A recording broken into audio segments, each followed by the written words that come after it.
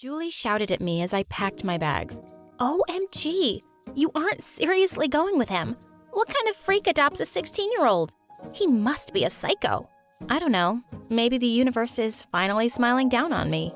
I couldn't tell if my best friend Julie was actually scared of the eccentric man waiting for me in a limo, or if she was just jealous I was getting adopted by a billionaire. I assured her I was just a phone call away and I was going to be okay. I was not prepared for the life ahead of me, though. I should have known there was something off about the man. See, just a week ago, I saw a disheveled old man crying in the park.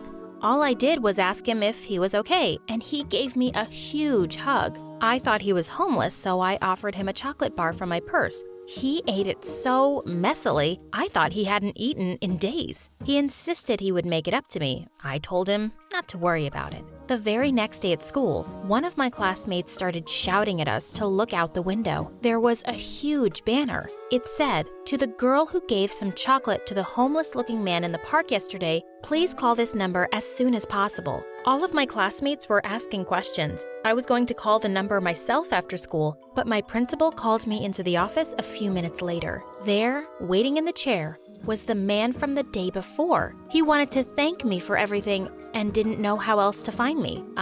You could have tried Facebook. Sorry, I don't know how to use that. I don't know what I was thinking, but I agreed to let him take me out as a thank you for the chocolate bar. I agreed to meet him outside of the orphanage after school. For sure, I did not expect a limo to pick me up. Well, here we are a week later, and I'm driving to our mansion.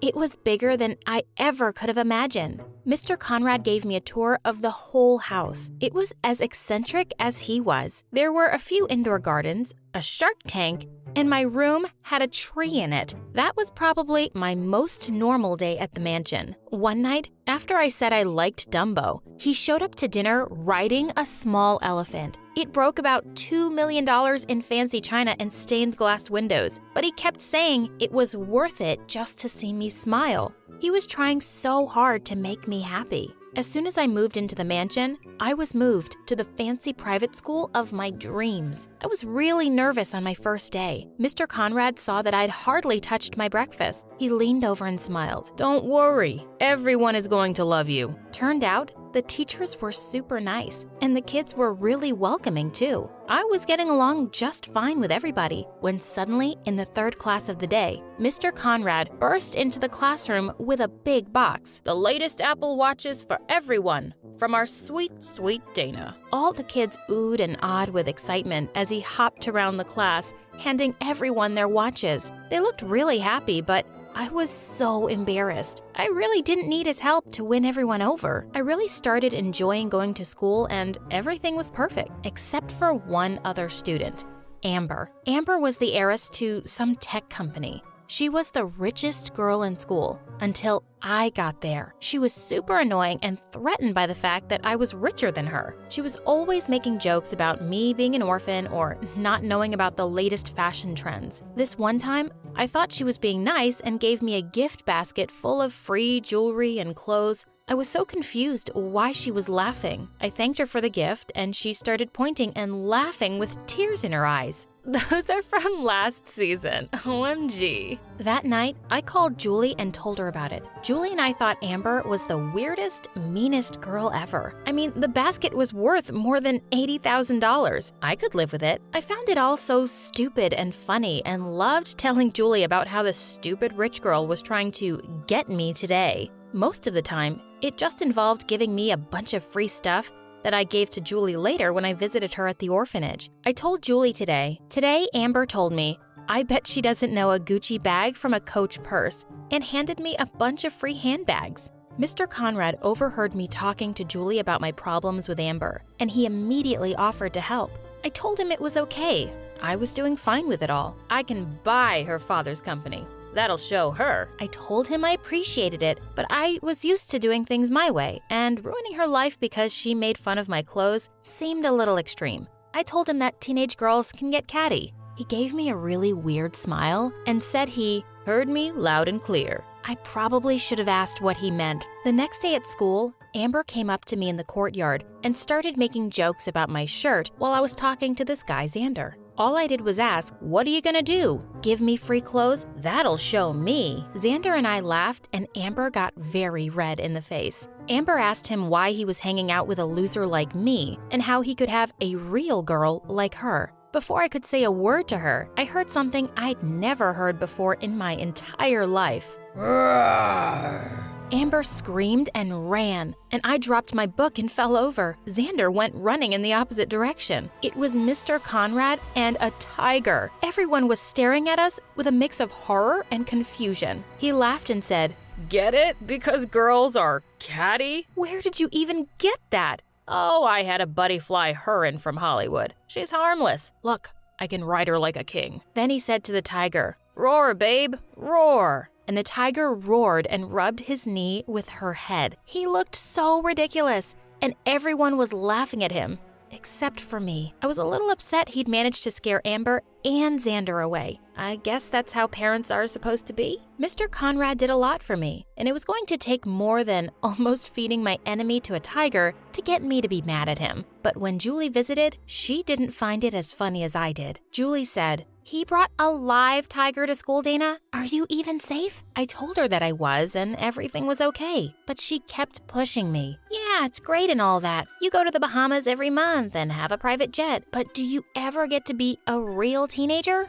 I told her to mind her own business, and it was super obvious that she was just jealous. Julie looked hurt and said, "Who are you?" Then she left before I could even apologize. I felt bad immediately. I'd never thought about it, but Julie was right. At my old school, I always had friends. I had plans every weekend and was constantly asked out on dates. At my new school, it seemed like everyone avoided me now. Mr. Conrad had made me an outcast, but I assured her he was just doing normal rich dad things. Deep down, I knew though, he took it to some incredible extremes. One night, I'd stayed up really late doing homework and went to school feeling like a zombie. I was really tired and my limo driver was late, so this guy from school offered to drop me home. Boy, I would have said no if I knew what was waiting for us at the gates. Mr. Conrad saw us and yelled, "Who are you? And what are you doing with my daughter?" He pulled a bunch of crazy-looking interrogation tools out of his briefcase. I managed to pry him away long enough to explain that I was just tired and a boy from class had offered me a ride home. He went from treating the boy like a criminal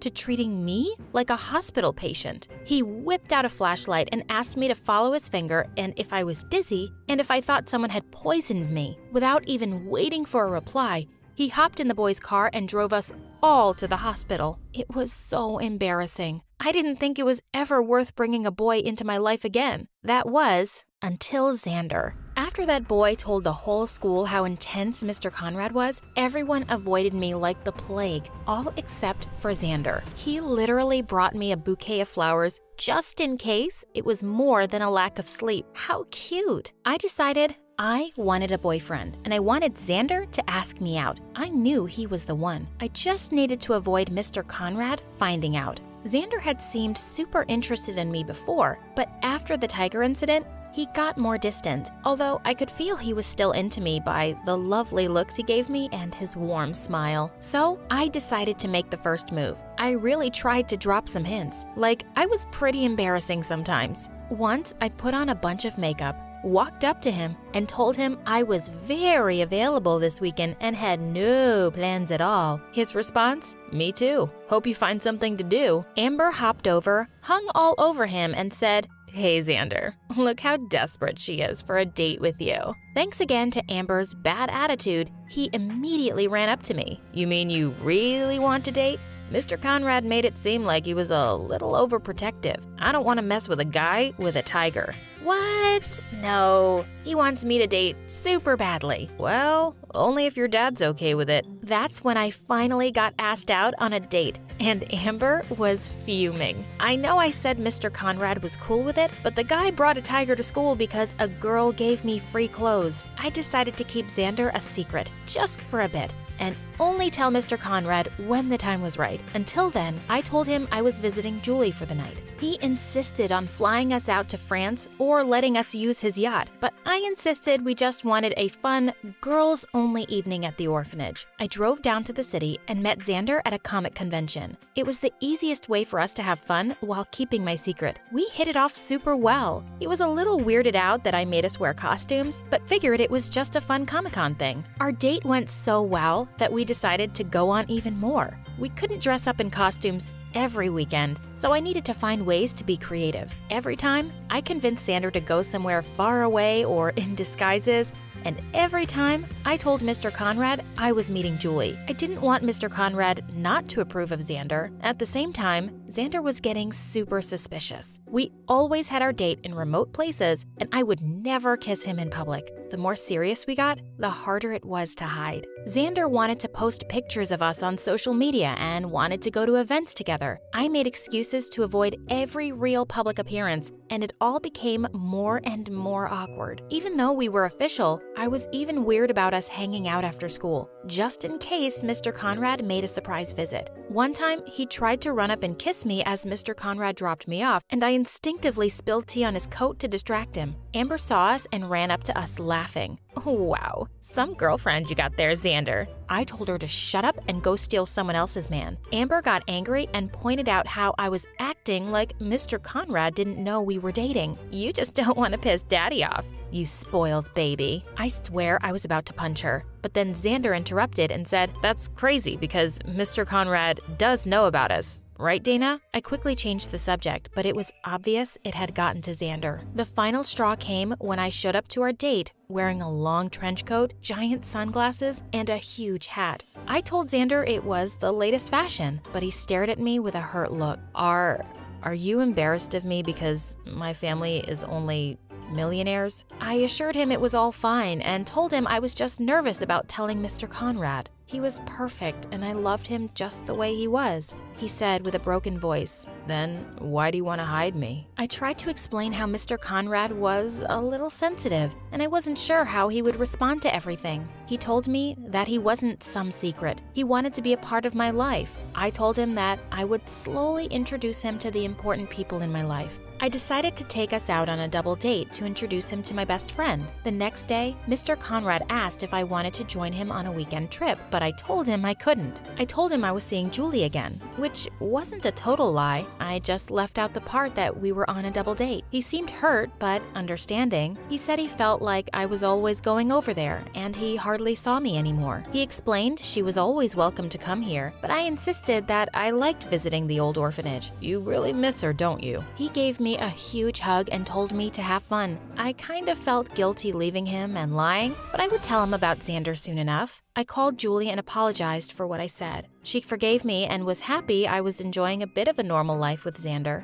Julie was so excited about our double date. Julie, her boyfriend, Xander, and I met up at the train station. We went to a small cafe far away from the mansion. It was all going really well, and we decided to show Xander around the town I grew up in. Everything was going perfectly fine until we decided to take a walk in the park. Wow, is this like a special festival or something?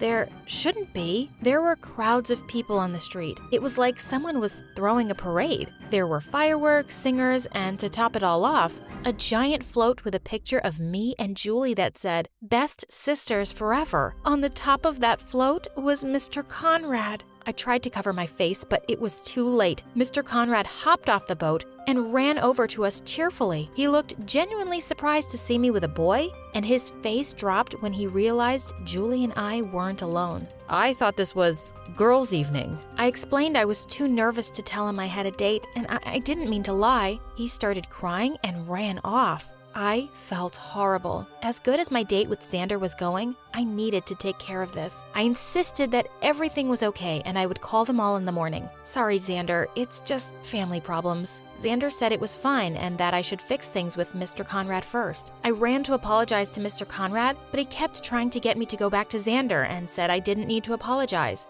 "But I lied to you, and now you're crying." "It's not you, it's me. If I don't need to apologize, then what's the problem?" He explained he was just so happy to see me pursuing love and happiness. He said he was too busy working and never had kids, and by the time he realized he wanted them, he was too old. He explained that he didn't want to die alone, and the world smiled on him when I came into his life. He wanted to give me everything he had and more. Why did you come here anyway? I figured you missed Julie so much, it made sense to adopt her too. My offer still stands if you want. That week, our mansion got a little more crowded. We had a party and Mr. Conrad brought 2 golden statues of me and Julie hugging each other and put them on our outdoor water fountain. Julie and I loved living in the mansion. Mr. Conrad got us into some crazy adventures, but it was always fun together. Xander and Julie's boyfriend even joined us in some of our antics. I don't think Mr. Conrad will ever worry about dying alone again. I don't think the mansion is ever empty.